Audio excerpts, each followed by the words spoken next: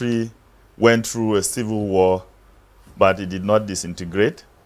The country has gone through a lot of economic issues that if they had happened in other countries, perhaps they would have been long disintegrated and suffered more than what we have. So, like the other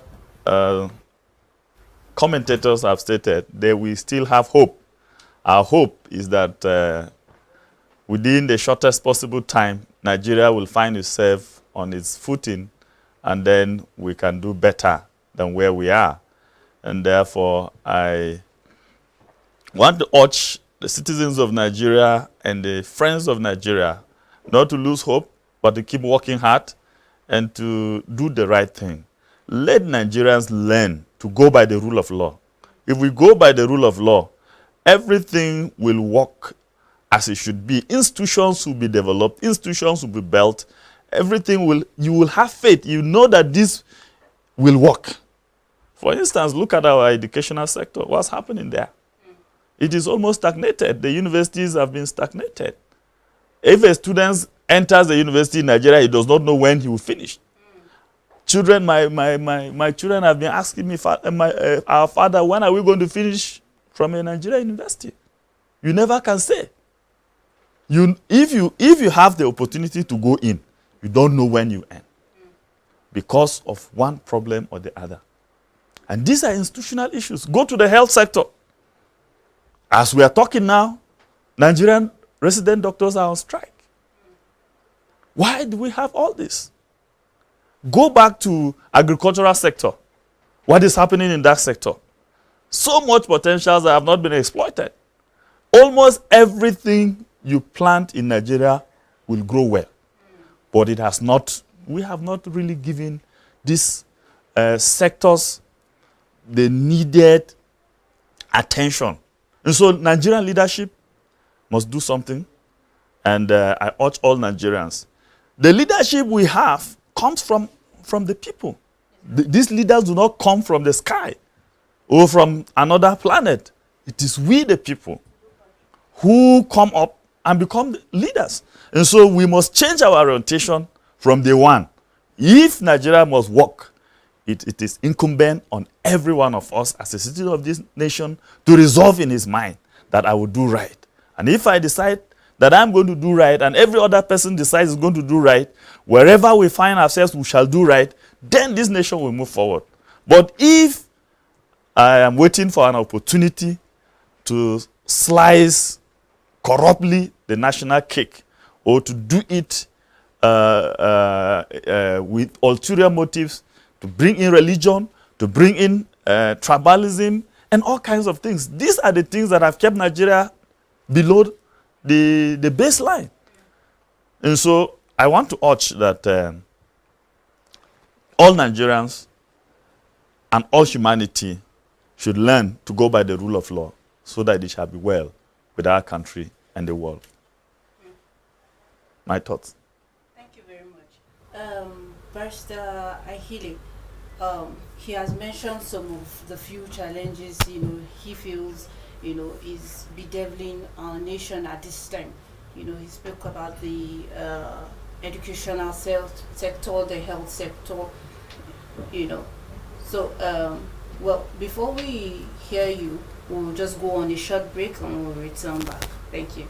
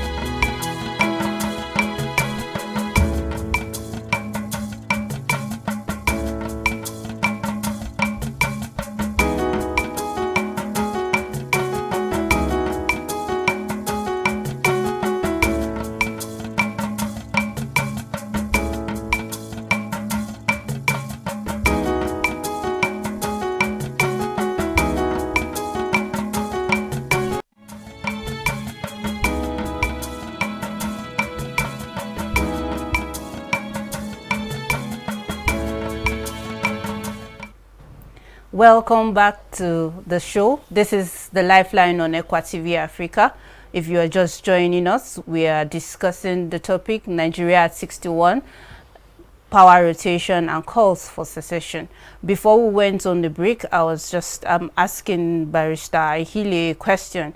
You know, Barrister Izangawari had spoken at length on certain challenges that we are facing as a nation. You know, I just want to get your views on what other challenges do you think as a nation, and at this time we shouldn't be grappling with what we are? Well, yeah, like he said, the foundation of our challenges is lack of nationalism. We have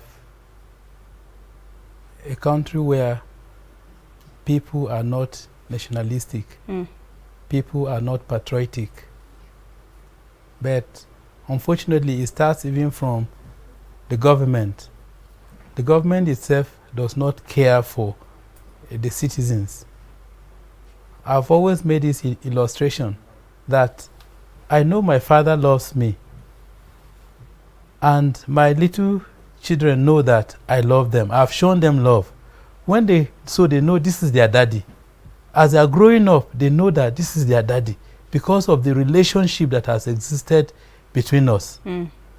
Now, they will also want to reciprocate and show that they appreciate the love that I have shown them. When people say, don't think of what Nigeria would do for you, think of what you will do for Nigeria, I ask, who is Nigeria?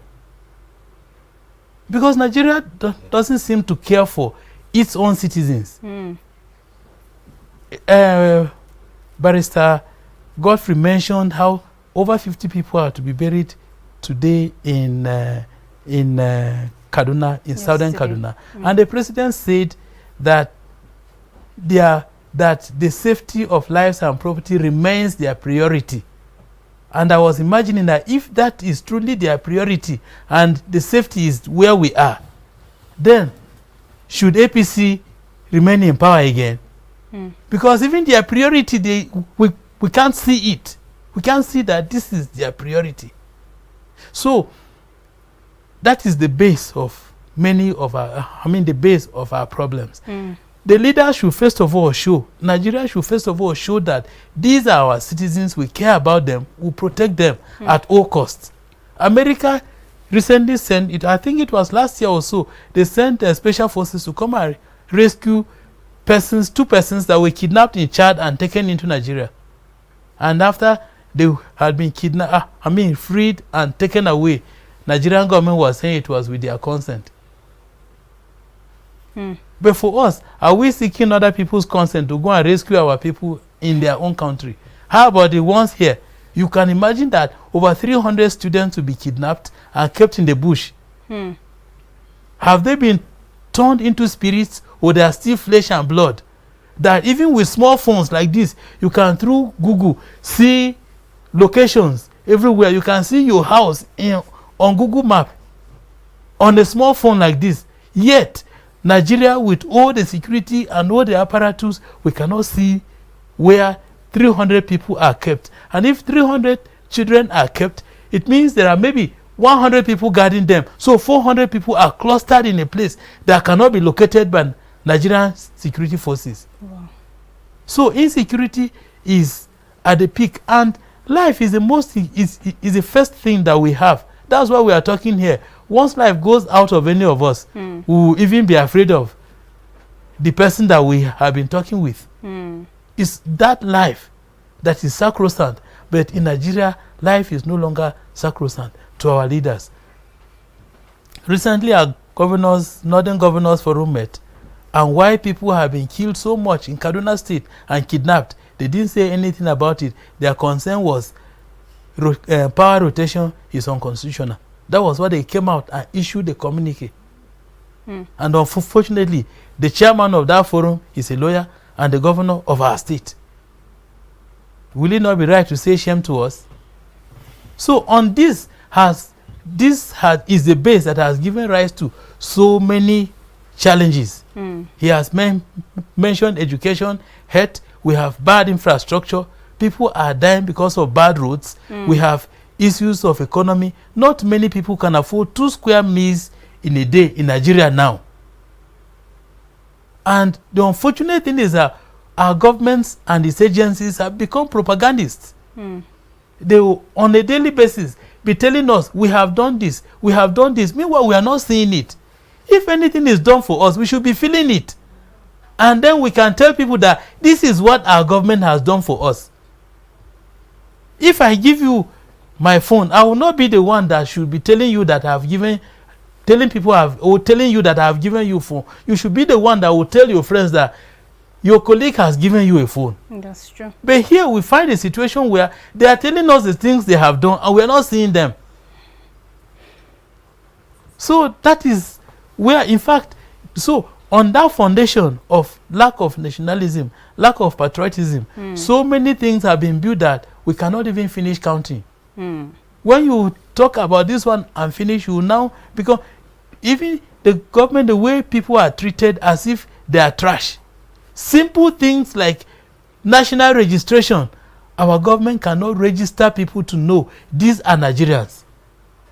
I pass by the National Identity Management Commission office every morning. As early as 5 a.m., people are there waiting to be registered. And an institution that is sole responsibility is to register people. We register only 20 people in a day and say they have closed for the day. What are they doing with the rest of the time? And that is a state office, not a local government office. So our situation is really precarious. Our hope can only be in God. When they say next level, I used to joke with it that is next level of suffering and hardship. And what I used to say casually has been confirmed. It is next level of suffering and hardship at 61. But in it all, we have to thank God and be grateful to Him that we are alive, we are one country. Thank you very much. The 2023 elections, general elections, is around the corner. And the issue of power rotation has become a burning issue and a discourse that, you know, is everywhere now. And just recently, when the Northern Governors Forum finished their meeting and issued a communique, they rejected the idea of power rotation as brought forward by the Southern governors.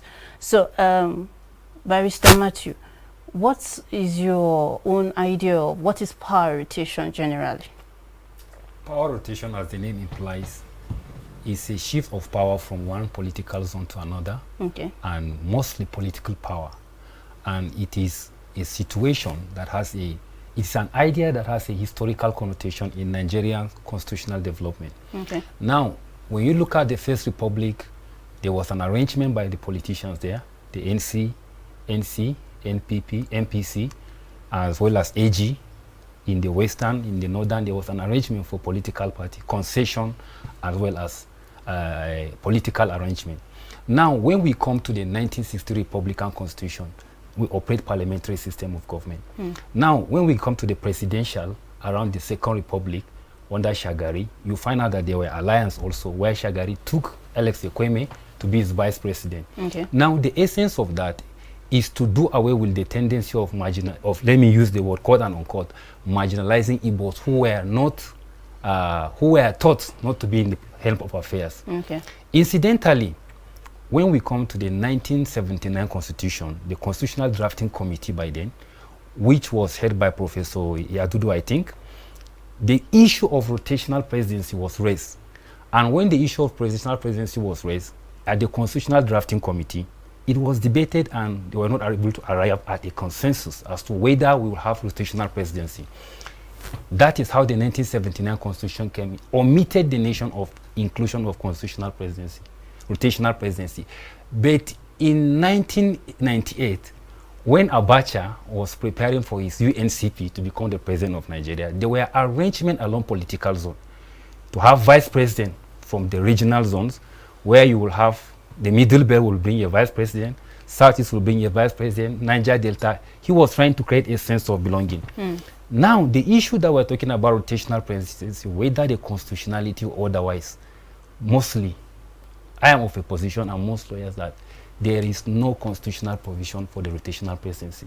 It was only a historical antecedent, a proposition that has not been realized in the constitutional making process. So these are the issues. But bringing it to the reality now is that we have looked at it from the 1963 Republican Constitution to the era we are now.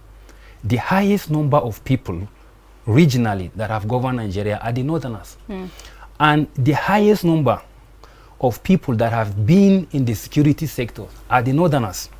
I'm saying this so that anybody that is inspired can go and make research. The National Security Advisors from 1963, the FCT Minister from 1963. I think we only have Minister of Defense, to my knowledge. I think Agui Songo or Obasanjo made him there. Why am I mentioning security? Why am I mentioning those areas?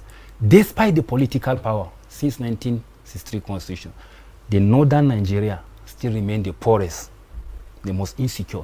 So where is the dividend of democracy? So people are saying that we want a power shift so that maybe a fresh idea will come from another aspect of the country where we can go forward.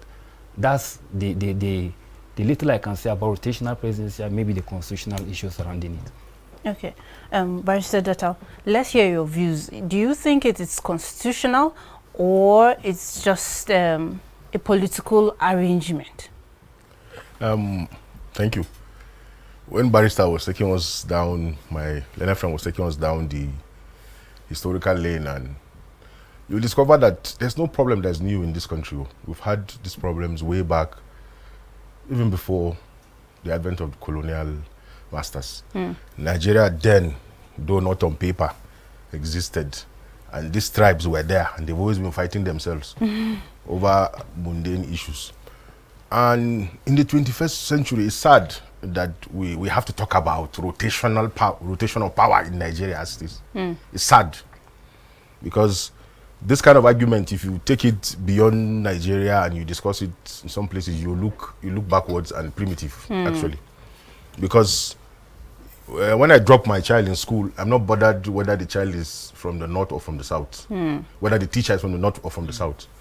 The most important thing is that I believe that the institution is organized and they know how to handle their issues. So the math teacher, I don't care whether the math teacher is Muslim or Christian or from the north or from the south. The concern is to get quality education. And there is no agitation that is new. These things have always been there. And most times, politicians hoodwink Nigerians to think that they are speaking, most politicians, to make Nigerians think that they are speaking for them. Meanwhile, they are negotiating for power to get to them so that they can sadly steal. Because what has been happening largely has been corruption has been driving Nigeria to where it is. He was talking about being captured, NIN and all that. Some of us are middle-aged men. We have never been captured by Nigeria as even citizens. Besides, of course, the fact that if you ask me what's my social security number, do I have any social security? Can I now say that if anything happens now, I am covered by Nigeria? It's sad. And it's because of misgovernance. And before independence and even post-independence, the argument has always been, let's have power, let's share power between you and them, us and we, that kind of thing. For what? To what end? How does that translate to good governance? How does that translate to bettering the lives of Nigerian citizens? It's sad. So for me, I think that while it will look as if you are trying to spite some other region, but my take is that it doesn't matter who is president of this country. The most important thing is to get someone who is competent, who is capable, who is compassionate about Nigerians, who will hit the ground running and give his heart and strength and energy for the betterment of Nigeria. That's my take. Because you can bring a man from my village and the man can come and will still be burying people. It doesn't matter where the man comes from. Let the man be somebody who believes in Nigeria, who has the compassion to lead Nigeria to where we aspire to get to as a nation. That's my take. But constitutionally, there's no provision for rotation of power. But I know that some political parties have that, what they call zoning. They can zone positions, to say this should come, the party chairman should come from this place, the president or governor should come from so place. That is there. That's a political arrangement. And I'm sure the courts will tell you these are domestic issues within the parties. The courts do not have any, no jurisdiction to want to look at those issues, because those issues are not covered by our laws as to that, to the extent to which they can be enforced. Okay. Barrister Awari, considering the fact that, you know, Nigeria is multi-ethnic and there are a lot of groups in Nigeria, and like Barrister Matthew was saying, there is this issue of marginalization in quotes. How do you think that we can carry everyone along if if this issue of power rotation is jettisoned? Thank you, Victoria, for this question. Let me say that my view about carrying everybody along is the same with the agitators for power rotation. And I think it is constitutional. Why do I say it's constitutional? We were taught in constitutional law that when you are defining a constitution, you don't just define the constitution based on the document that is in your hand, but that you look at the customs and traditions of the people that have come to practice over the years. And you go by that. And let me say so, that Section 14 of the 1999 Constitution, which is operated in Nigeria, talks about taking into account the diversities of different people and different interests of the different tribes, different ethnic organizations or ethnic groups in this country, that they should be looked into when making appointments into political offices and governmental positions. So if that is part of our constitution, which is called the federal character, which was brought into Nigeria since 1965, that is why you issue indigenization, so that nobody will feel disenfranchised, so that nobody will feel marginalized, so that nobody will feel kept aside, but that we should feel belonging as Nigerians, and that every Nigerian should have a stake in the running of this country. There, the issue of patriotism, there, the issue of nationalism, which was raised earlier by one of our discussants, who said Nigerians lack. If a certain part of the country will keep ruling and governing, and then others will watch, I don't think it's going to carry everybody along. Now, where is the role of equity in nation building? If we keep anybody aside, we don't carry people, let the Anaguta man be the president of Nigeria if he has the capacity. Let the Irigwe man be. Let the Efik man be, if they have capacity. Let it not just be an issue between the big tribes of Nigeria, but let it be also that the people who are minority, let them also come on board. Let them govern this country if they have the capacity. Someone has talked about people with capacity. It doesn't matter where they're coming from. And I think I agree with that, but that we should look into peculiarities and look at the diversities of this nation. Come to think of it again, by Section 147 of our Constitution, it says that whenever the president of Nigeria is going to make appointments for ministerial positions, that he must look at indigence of a particular state. So what is the Constitution saying? Fairness, equity, representation, carrying everybody along. So I am of the view that it shouldn't just be on the basis of ministerial positions, but that if you extend that position, where I say that the Constitution will have to look at the customs, we'll have to look at the tradition, we'll have to look at the conventions and practices of the people, then it goes to say that the issue of rotation of power in Nigeria is a constitutional matter. I know that many people will disagree, but this is what the Constitution. I am not talking about my just views. It's not a political view, but I am making references to the Constitution. If the Constitution have recognized that we are diverse, and it has recognized that people should be appointed based on states, based on their positions, I mean their regions where they're coming from, why don't we look at this also and translate it into the presidency, so that everybody, no matter how minute the ethnic group looks, no matter how small they look, if they are Nigerians and they are reckoned with as Nigerians, then if anybody from that community has the power, the capacity to carry, to lead, to govern, God has endowed humanity. He did not leave anybody aside. Nobody has the monopoly of leadership. Everybody can govern so long as that person has been endowed. So that there is the little the person can bring, let him bring. So that this country can move forward. So that we feel equally belonged to this country. So that nobody is felt left behind. That's my take on this issue. So that we carry everybody along and everybody feels one family, one nation, so that we can build this country together. Thank you very much. Barrister Matthew, I think you have something to add. I see, you know... when he was talking, what came to my mind, you know, there's a saying that says, when two doctors disagree, a patient dies. But put it another way, when two lawyers agree, justice may be compromised. So I think I'm inspired to have a little divergence from what he just said. I agree with him absolutely. Our argument is a very sound argument for constitutional amendment, let me put it that way respectively.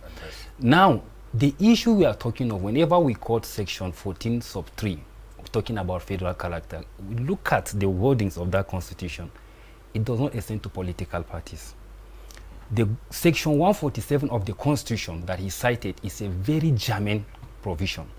And it is recently given a rendition by the Court of Appeal in the case of Baba Panya Musa Batis, Federal Capital Territory, Federal Republic of Nigeria. The case was on whether Baba Panya Musa instituted an action against federal government of Nigeria for excluding the indigene of Abuja from appointment to ministerial position.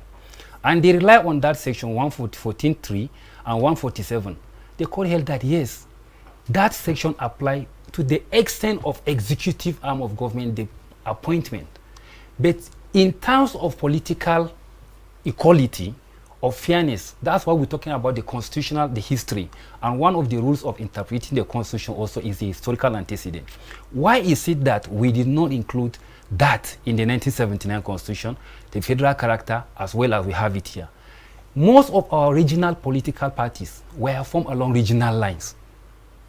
So when they started with that perspective now, the issue of making it a political case as saying embracing all order was not really conscious.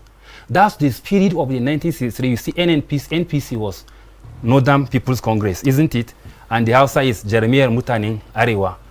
AG is Omo Egbe Odudua, isn't it? NC appear to be the more liberal because it has the people in Cameroon. We go with this subculture into the Second Republic. Before the constitution was amended, that was the thing. And if you look at the constitutional debate, everybody is protecting his national interest. That's why personally I don't like discourse nationalism as a part of citizenry. I prefer patriotism, because nationalism tends to create a sense of we against them, exclusion against instead of inclusion. These are the issues that we have. And like he argued, I agree with him wholeheartedly. These are the issues that will now bring us, we will now bring out here the imperative of the amendment of this constitution. This constitution does not usher us into a good path towards nationality, towards patriotism in Nigeria. If you are now saying that's why they deliberately include federal character, that's why you will just see, look at the appointment that is going on in this country. Look at the appointment. The president itself, by section 148, you go, he's not supposed to be a president. He cannot be a minister of petroleum. It's an impeachable offense. But because we have the appointment that rationalize whatever illegality that will be there, we have it there. So it is based on this that you have the issue of rotation of power is encapsulated in the party's constitution. It just ends up at the party's level. And if they say there was I remember in 2015 they said there was a merger. I don't know whether how APC and CPC, AD, ANPP by then were able to come with any merger, whether there is anything, whether it can ban them. It can't. So the issue, no matter how we look at it, the issue of constitutional, the rotational power is more or less has a legal backing than constitutional backing. And in the hierarchy of the legal backing, it cannot scale certain stages like Follicap observed about enforceability, because it's the internal affairs of the parties. Now, courts in some holding held that they must be observed where the parties agree. Internal affairs of party, they lack jurisdiction, but in some issues that they enjoin party to interpret the constitution, their constitution. APC constitution has rotational provision, PDP has rotational provision of power. So these are the issues. The main thing is that when we're agitated with issues like this, we call for constitutional reform. That's why many people are saying that this constitution is too old to face the civility of 21st century. Thank you very much. Barrister Ahili, from their views, it shows that Barrister Ahili, Aware had stated that, you know, this thing has been a practice. Like in the States, can you say this issue of rotation has been practiced, and is it working? Is it working for most states? Yes, let me say this, that when we talk about the Constitution, like this issue, there is no point talking about its constitutionality or otherwise, because it doesn't really call for that. But if you look at power rotation against the Constitution, it may not be provided in the letters of the Constitution, but it is in the spirit of the Constitution. And we are not just talking about it out of context. It is within context, within the Nigerian system. If the composition of the government is to take into account our diversity, then why should the presidency always be with one particular area, or the governorship always be with one particular area? It should move from place to place to give a spirit of belonging, to enhance inclusion, so that people will know that they are together. I say it should be looked at within context, because we are a country of diverse nationalities, and we have always lived in mutual suspicion. Don't forget that even Nigerian independence was delayed because some section of the country felt they were not prepared. So we live in that mutual suspicion. How can we now not recognize that presidency or governorship or whichever political position should be rotated from one area to the other? If that area enjoys, it should go to the other area. Again, let me point out a very unfortunate situation. Leadership is supposed to be for service, but for us, leadership is an opportunity to participate or partake in the national cake. So when people are appointed into positions, you see that their community will go and thank the appointer. So we thank you. If the man is meant to be a servant, will anybody, if you are to sweep Ekwa headquarters compound, will anybody come and thank the person that gave you the job to sweep? But because we see it as an opportunity to share in the national cake, to preside over the sharing of the national cake. And so people are feeling, if it is presiding over the national cake, sharing of the national cake, since the others have also shared, let us too have an opportunity of sharing in that, presiding over the sharing of that national cake. This is very unfortunate, but that is where we find ourselves. And so until we develop to get to a point of seeing political office as an opportunity for service, then it will not matter. But we look at more at the material perquisites that accompany the office, and so everybody want to hold on to it tenaciously and not to allow the other person have a bite at the cherry. And others are saying, no, if we are Nigerians, then let us also have a bite at the cherry. Let us also preside over the presidency. If we are from the same state, let us also preside over the affairs of the state. And we have been following it. In Plateau State here, in the last election, people protested that the Governor John Ajan was going out. He should go to Southern Senatorial Zone and no longer Northern Senatorial Zone. The PDP insisted and fielded a candidate from the Northern Senatorial Zone, and Plateau people resisted it. In other places like Benue State, the one senatorial zone has been complaining that they are marginalized, and they have reason to complain. Because, as I said earlier, it is not just presiding over, but it's an opportunity to share the cake. So everyone feels, I should also, if I'm part of this place, let me also have an opportunity of sharing in that cake. But we have been practicing rotational power rotation in our states. In fact, in some places, I think it was Bemburi Bruce, when after contesting for senatorial seat for one term, the second term they say it was not his side, and he did not contest again. He didn't come out again.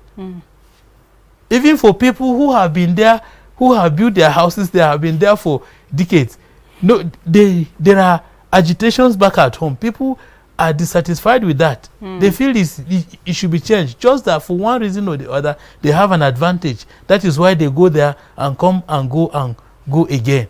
Or else, ordinarily, it won't be. This is practiced in almost all our places. We all know it. So to just be pretending as if we do not know this thing or it is alien is rather strange. Yes, my friend here said if you go to another clime and mention this, it will be regarded as primitive. We are primitive. That's the truth. It is the primitiveness in us that makes us not care about our citizens dying like flies. Are we not primitive? We are. We only have to move away from the primitive nature that we have been and we are exhibiting. Thank you very much. We will go on a short break, and when we come back, the phone lines will be open. It's a call-in show, so you can make your calls after the break, and we'll hear your views, your questions, and your comments. We'll go on a short break, and we'll be back shortly.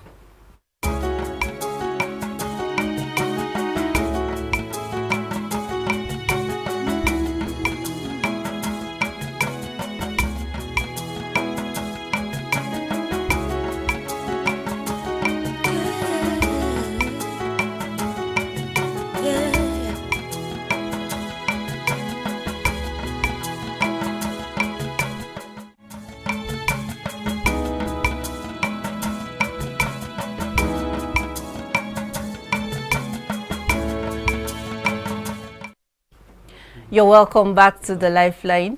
We have been discussing the topic, Nigeria at 61, power rotation and calls for secession. With me in the studio has been Barrister Izangaware, Barrister Matthew Godfrey, Barrister Stephen Ahile, and Barrister Polycarp Datao. So we have the phone lines open now. You can put in making your calls and make your comments and contributions. Barrister Awari, the issue of secession, calls for secession, various regions calling for, one Nigeria, or if things are not working, we can pull out. What do you think? Okay, thank you, Victoria. Let me say from this onset that I am a proponent of one Nigeria. Okay. But when you hear people agitating for dismembering of this country, it goes back to the issues that I raised earlier on, that the people are dissatisfied, they are not happy, they feel left out from governance, they feel that their regions or their communities have not been given their due as part of Nigeria. And therefore, these agitations have been given right. I mean, these agitations are coming up. That is the reason why I say, if you look at the document that is the 1999 Constitution, as it has been amended, my view strongly is that a holistic look at that document will show that it put account into diversities. It looked into the diversities of this country. And if it looks at the various diversities that we have in Nigeria, why should those diversities not also be part of the #1 seat in the Federation? Therefore, I want to say that... Just hold on, please. We have a caller on the line. Hello. Hello, good afternoon. Good afternoon. I'm glad to be online with you from the Republic of Sierra Leone. Thank you very much. You can make your comments or contribution. All right, in regard to the Constitution of Nigeria, as Nigeria celebrated one independence, I would suggest, if it's possible, it can be reviewed because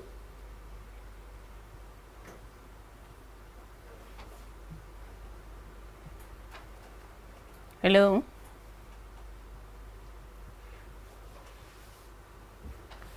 All right, we lost the caller. Sorry, you were. Yes, I was saying that if the certain regions feel that they have not been given their due in the country, therefore they should go their separate ways. But I still feel that if Nigeria remains the way it is better for us. Okay. We will be stronger, we will be bigger, and we will be better. Sorry to cut you short. We have a caller on the line. Hello. Hello.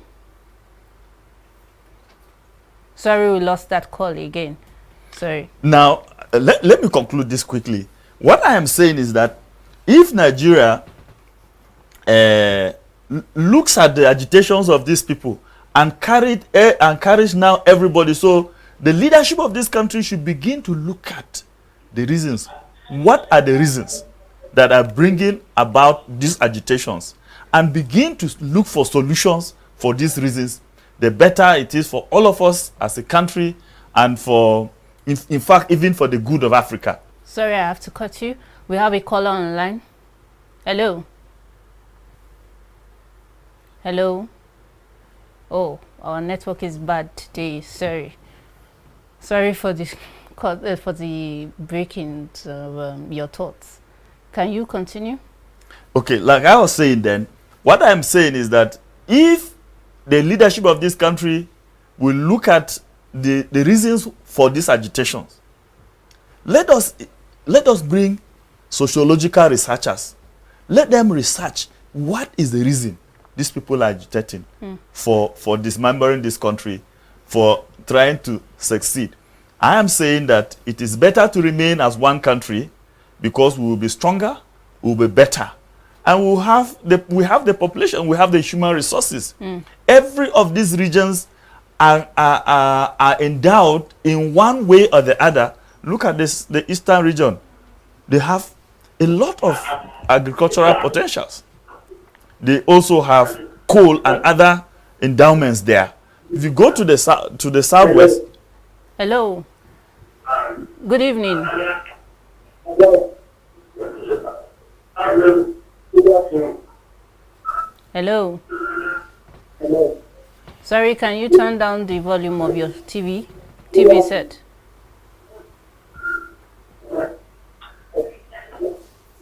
Hello. Good evening. You can make your comment.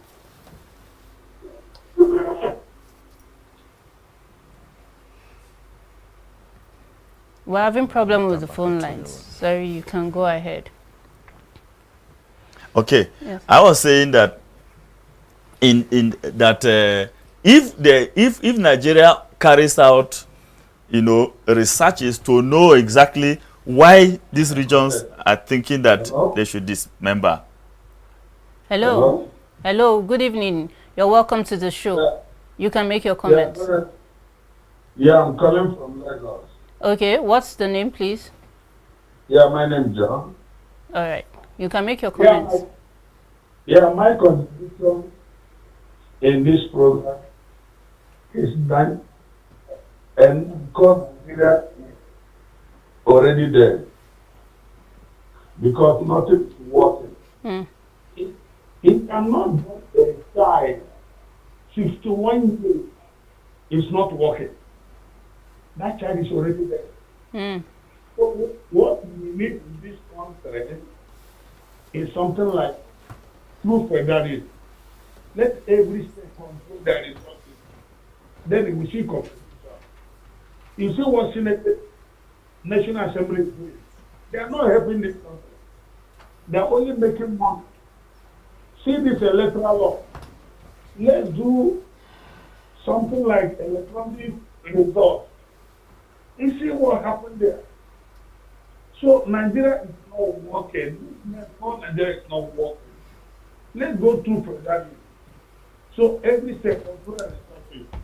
Buhari is not the problem. The problem is the people that give Buhari money, the advisor, they are evil. It's not Buhari. Listen time or Jonathan. The evil ones are there backing Jonathan, looting our money. So please, this is not what Nigeria is there. It's the whiteness there. No electricity, no good road, economic nonsense. Now watch e-money. How much is dollar and naira today? You are talking about e-money. You are not talking about it. You are talking about e-money. What e-money will you for? Please, this country is there. Remove this name Nigeria. If go and bring a medical president to rule Nigeria. All these advisors will not do anything. They are able. Smarter, they will bring the job, cut problem. Keep killing everywhere. We are celebrating this people. Go join them. Thank you. Thank you very much, John. Thank you. Barrister, you can continue and then you can make comments on your thoughts. Okay, I was saying that we should go into research, know the reasons why there are these agitations, but from a casual view. Hello, good evening. You're welcome to the show. Hello. Hello? We lost that call. From a casual view or a pedestrian view, you can say that the people are not happy. They are feeling left out. The constitutional diversity that is enshrined in our constitution has not been implemented, and therefore the people are feeling that look, it is better we go our own way. If we go our way, we will govern ourselves the way we desire. Hello. Good evening. You're welcome to the show. Good afternoon. I can hear you. What's your name, please? Good evening. Hello. You can make your comment, please. Sorry, we lost that call again. So the people have lost hope and faith in the Nigerian nation. And that is the reason why these agitations are coming out. They used to be only in the southeast, but today you are hearing the southwest. Some people there are also coming up with such agitations. So if care is not taken, you hear northeast coming up with their own agitation. Because, of course, the issue of Boko Haram has been there for a while now. What if Northeast starts to say, okay, we want to dismember ourselves from Nigeria? Then the next thing you hear, the Northwest will say, okay, we also want to dismember ourselves from Nigeria. I think it is high time we engage our academia, undertake research, know the reasons, but my take is that these agitations are coming because the people are losing faith in the Nigerian nation as it is, and they are thinking that their aspirations have not been, carried along. Thank you very much. Hello, good evening. You're welcome to the show. Please, can we know your name? Oh, we lost that call again. Barrister Detal, what's your own take on this? What are the agitations? What do you think are the agitations that are moving Nigerians towards this issue of secession? My opinion might not be very popular, but I hold the thinking that most of these agitations are done for political patronage. A region that feels it doesn't have access to the presidency. Hello? Sorry, we have a caller. Hello, good evening. Hello. Hello, we lost that call. Okay. As far back as 1954, when Nigeria was, the founding fathers were putting their heads together to see what kind of constitution Nigeria will have as a country. Once someone says something and the other person feels he doesn't like the thing, you say, no, we are going to leave Nigeria. I was reading somewhere where the emir of Zaria was saying, part of the first persons who started that kind of, discussion, like a threat. Once you feel something is not working for you, then you threaten the existence of the country. It's like you are in a marriage. And because the husband doesn't give you money to buy food, then you say you are leaving the house. Every day you are leaving the house. Every day you are leaving the house. There is no region, there's no part of this country that has not threatened to leave Nigeria. And I think that persons have been exploiting the call for secession to intimidate other regions, to force political power to get to them. Okay.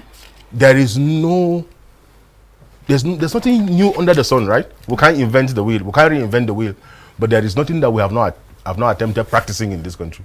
Whether it's regionalism, as before the 1963 Republican Constitution was, we had a premier. We had the prime ministers were sourced from parliament. The same Nigerians came and said, no, it's not working for us. We had state police. We had regional governments. The same Nigerians came and said, no, we don't want it. It was changed. In fact, in 1966, it was even the Agu Ironsi coup that took Nigeria back to the unitary system. From the same region where the people today are saying they want Nigeria to go back to the regions. 1979 also had its own peculiarity. So my point is that there is no constitution that cannot work if the people are willing to make it work. Okay. Whether it's unitary system is working in Israel. In United Kingdom, they have the monarchical system. In fact, in Russia, what they operate there is communist. It's a communist system. But these people have been to the moon. Look at what's happening in China. China, are they not in the moon?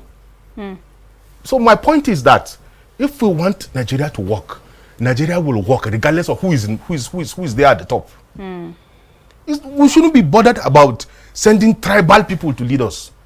I want my tribal man to go there so that I'll have a sense of what is the essence of a sense of belonging if your life is not safe, if you are not secured. That's true. So my point is that at 61, let's change the discussion.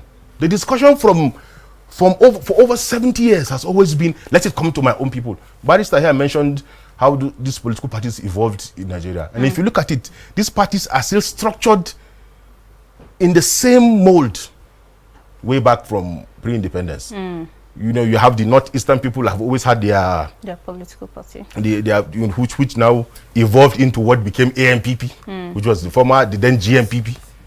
The MPN, that northwestern structure, the Middle Belt Congress, all those agitations from our people was now what now has evolved into was then MPP, was in alliance with the Southeast. The Action Group, of course, became Alliance for Democracy, and then they ended up becoming ACN, that has now merged with what has become what is APC today. CPC, of course, from that northern. So my point is this, that we are tired of having tribal men. We want people who believe in Nigeria, who know that it is possible to work. If Nigeria was a company, and you want to get source for leaders, would you be bothered about where the GM will comes from? The most important thing is to get people who will make the thing work. That's true. So my submission this evening, as Nigeria turns 61, let's focus more on those things that can make Nigeria better and greater than where it is. There is nothing we have not tried in this country. There's nothing we have not tried. We have even done military. In fact, there was a time the emirs, the traditional rulers, were the ones who were running Nigeria. They were the ones running Nigeria until they were removed from the constitution. So my point is this: if we change the discussion and make people understand that Nigeria can work for everybody, regardless of tribe, regardless of religion, and make Nigeria competitive and allow Nigerians express themselves. If Mr. A is the best person who can do this, regardless of where he comes from, whether he is Birom, whether he is Yoruba, whether he is Afiziri, wherever he comes from, if he is the best, don't forget, as lawyers, as what we call this local classicals, majority rule. the majority should always rule. But in this sense, we're talking about the majority idea. What is the best idea? If we keep talking about those ideas that never worked, in the 21st century, we are telling the younger ones who are listening to also transfer that same energy, that same spirit of hatred, that same spirit of focusing on the minor instead of focusing on the major. I give an example, not to demean any particular region, but there's no state in this country that does not belong to a particular group of people. How have they run that place? By themselves. If you say you are marginalized, for example, let me use I don't want to pick a particular state so it doesn't look as if. Let me use Plateau as an example. Can Plateau State boldly blame all its woes on federal government? Have we not been receiving subvention in billions? What have you been doing with it? What's happening? Do you know that there are schools in this state where students sit on the floor? Are you blaming federal government? Will you blame the 1999 constitution? If you go to Anambra today, they have received billions of money. In fact, there are governors who are on trial now for stealing billions of naira. And this money should have gone into building infrastructure and training the younger generation to make Nigeria better. Do you know it is possible as a state if you decide, if you have a good governor whose head is straight? I don't want to mention him so that it doesn't look as if I'm speaking for somebody. But it's possible to make Nigeria work the way it is. If we keep talking about those things, this ancient, with due respect to all those who carry this thing, I think that we should begin to wean ourselves of that thinking that unless the governor is from my area or unless the president is from my area, then I am marginalized. For as long as we keep carrying that thinking, it will be difficult for Nigeria to find its spot in the 21st century. We'll be talking about this maybe in the next 100 years. Our grandchildren will come to Equa Studio, maybe it's in New York or somewhere. They will still come and be talking about because look at Plateau State, for example. We have over, if I'm not mistaken, over almost 100 tribal groupings. When will it go round? When will it go round for my tribe? I come from Panshing in Chip, where my voter population is maybe slightly over 20,000. So when will I become governor? When will my child become governor? I don't have to be governor for Plateau State to be great. We don't have to be in positions of authority for Plateau State to be great. That's my submission. Thank you very much. We have almost rounding up. Just 30 seconds for your final views. Well, my final views, let me comment on this issue of succession first before I give my final views. The issue of succession,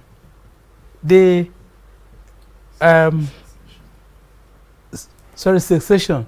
My friend Godfrey said it is derogatory, that the people say is self-determination. They want to have self-determination. The other people who are against it now say it's secession.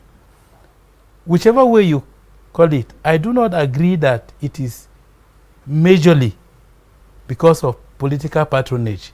I have never thought of secession as a person, but lately I started thinking of it. And what is my reason?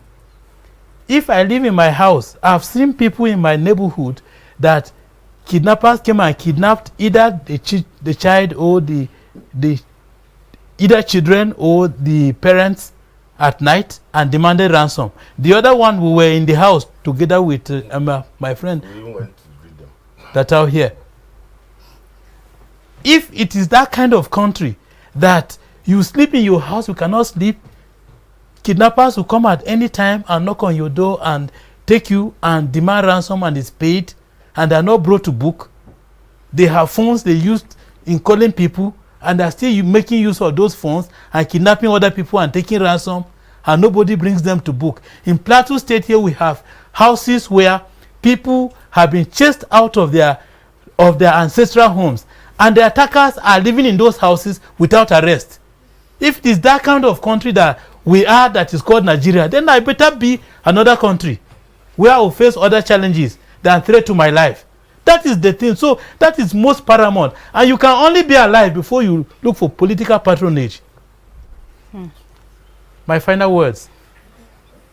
Bad as it is with Nigeria, there is hope. And we keep trusting in God and hoping that that things will get better. And on our own part, as individuals, wherever we find ourselves, do that which is right, that which shows that we are patriotic. Thank you very much. Barrister Awari, your final views, please, 30 seconds. My final views are that all of us should work for the good of this country. We should fight injustice wherever we see it. There's a popular saying that injustice anywhere is Justice to one.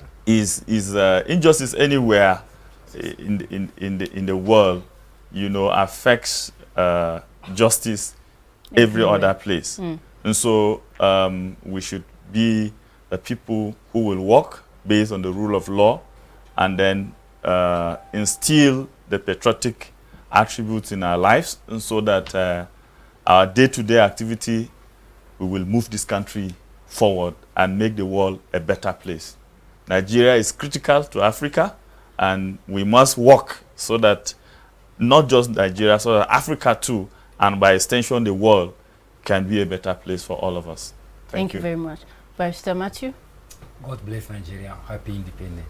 Thank you. Barrister Datao? I align myself with Barrister Matthew. God bless Nigeria and happy independence, everyone. Thank you very much, our viewers, for watching.